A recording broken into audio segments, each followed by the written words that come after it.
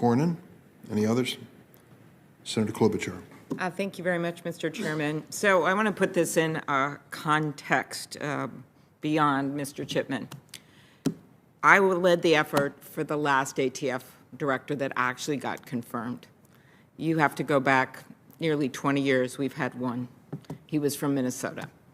So during the time of Donald Trump, we had no confirmed ATF director. So I don't think this is just about Mr. Chipman. I think this is about the NRA. I think it's about people not wanting to hurt themselves and get some kind of points off or a B grade instead of an A grade. That's what I think this is about. Because when I did this back a few years back, it was toward the end of President Obama's term, the guy's name is Todd Jones. He was a decorated Marine. He was the U.S. Attorney. And I had to work all day one day just to get him through on a cloture vote. He was the acting U.S. Attorney. He was the U.S. Attorney, but he was also the acting ATF Director, had not been in any scandals, had done a good job by all accounts when he was there, having inherited an agency that had some issues. But I got finally, after I think it was 8 hours we left the vote open. I got 6 Republicans to vote with me. 2 of them are still here, Lisa Murkowski and Susan Collins. One of them was John McCain. You want to question his views on guns? I don't think so. So I think what this is about the NRA. David Chipman.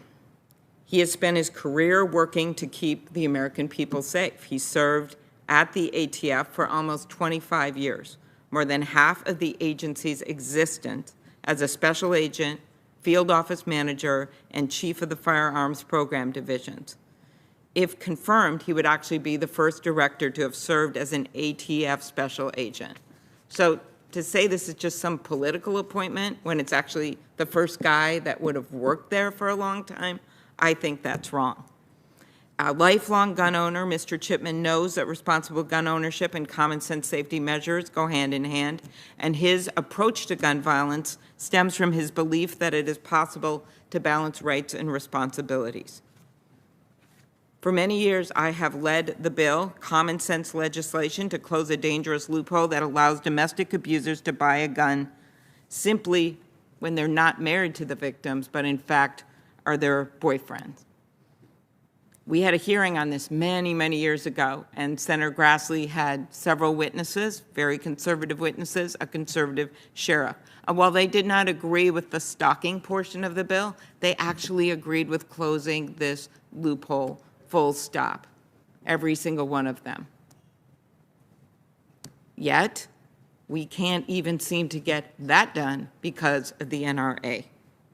Mr. Chipman's nomination has the support of numerous organizations, including the Hispanic American Police Command Officers Association, the Police Executive Research Forum, the National Organization of Black Law Enforcement Executives, the Law Enforcement Action Partnership, and 17 current state attorney generals.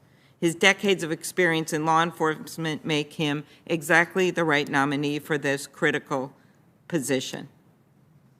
And when I asked him, as ATF director, would he take on this small issue of closing this loophole that the Republican witnesses support, he said it would be one of his top priorities to get this done if he was confirmed as ATF director.